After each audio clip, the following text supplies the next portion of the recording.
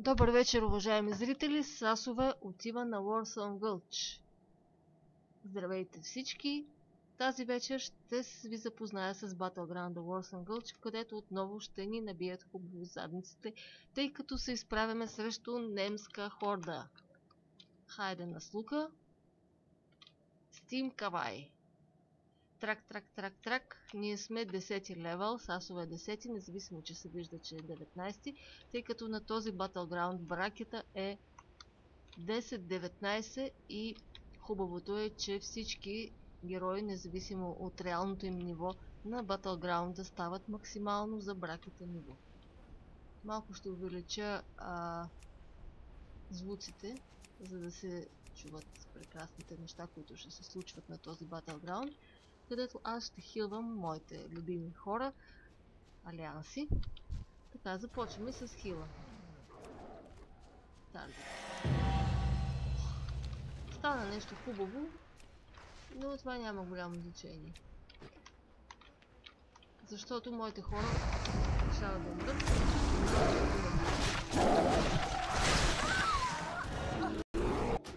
Това нещо, драги зрители, се нарича камп, където ни бият, както душа им дойде. Но всъщност интересното и забавното в Warsong Gulch на Low Level е, че всички умираме за 2 шота или максимум 3 шота, но също така и всички и убиваме за толкова. Сега решават пак да ме помнят.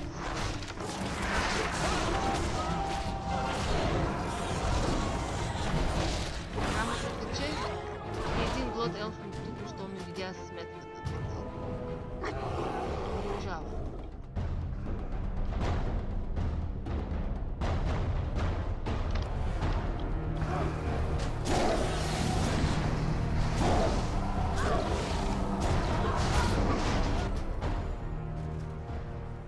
Свиквайте, драги зрители, защото кампът на ниските нива е нещо съвсем обичайно и всяка втора игра е нещо такова, докато не станем 100 левел, поимаме Wargear и решим да видим сметката за всички тези нещастни хордаляци.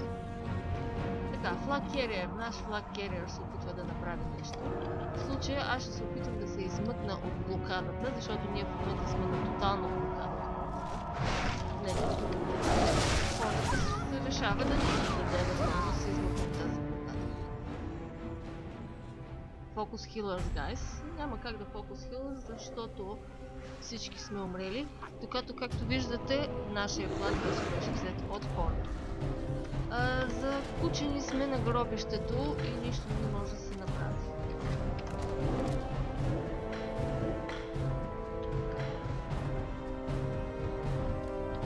Интересно все пак колко Honorable Kills се получих. Аз 2 броя. Каква огромна чест. Нас ще настъпват. For the Alliance ние ще им измерем, разбира се, но няма да е толкова скоро и поне няма да е веднага.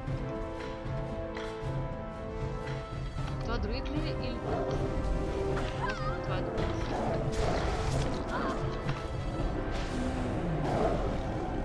Който току-що умря.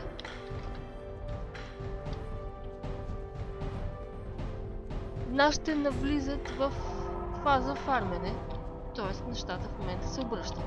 Това, че онези взеха нашия флаг, няма абсолютно никакво значение, защото целта на тези малки батлграунди е да набиеш и убиеш колкото се може повече противникови човече.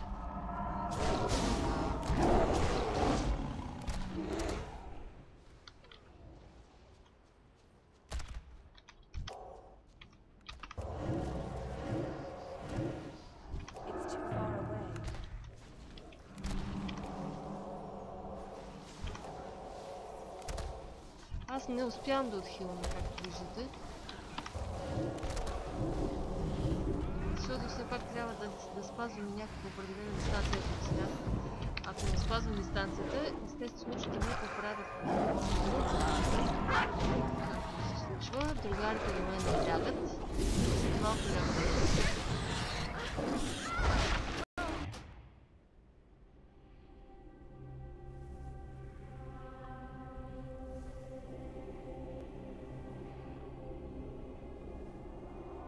Това, драги зрители, е пример за класически Battleground на малък левел.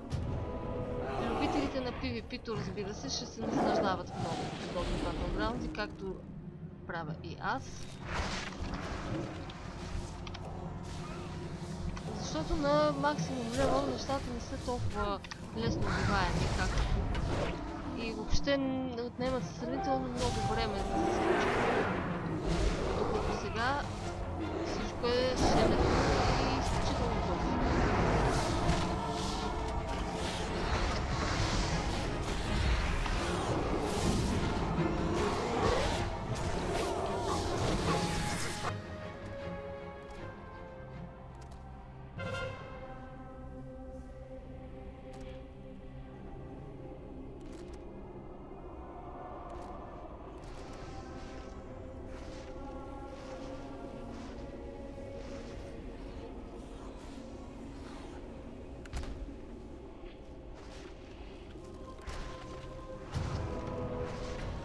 Хордата води с 1-0.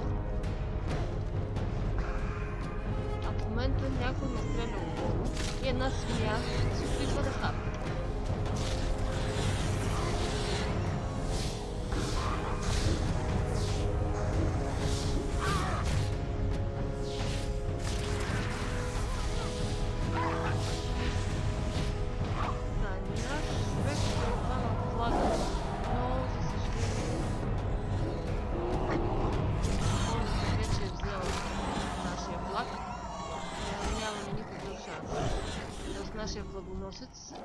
Няма шанс, но ето аз отново ще се опитам да се измъкна от блокадата. Блокадата на Ленинграда, направо казано. И да видим какво ще стане, дали ще успея да се домъкне до нашия флагоносец. Не. Те направо ще ме преследват.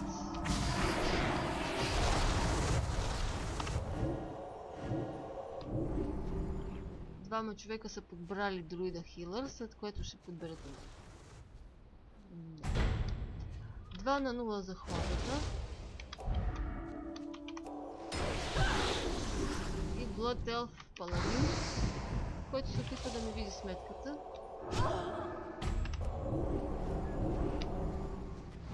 Но аз използвам мръсната тактика да се и да се скрия за техните гърбове. Стига де.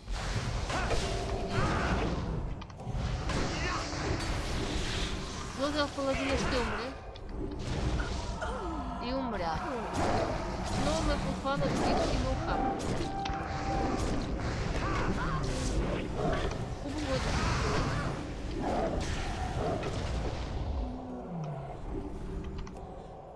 Защото имаш огромната защита от своите хора. И усещането е изключително приятно да бъдеш защитаван, особено за една жена. Аз обичам да хилвам и да се крия зад гърбовете на смелите мъже, така да се каже.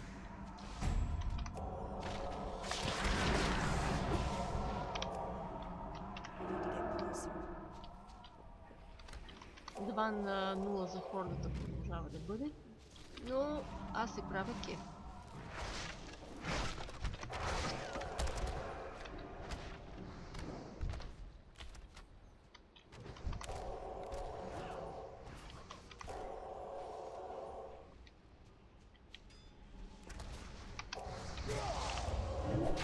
В момента седна Паладин, вероятно ще не види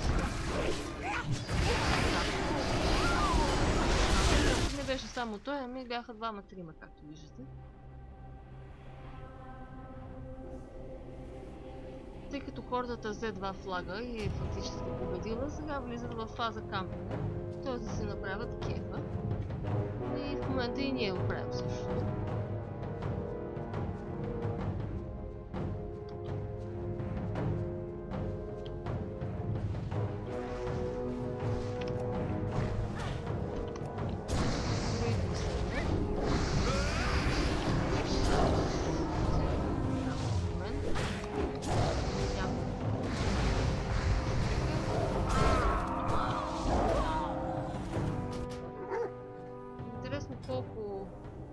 Значи Honorable Kill 19 и 18 умирания, 8 умирания от моя страна.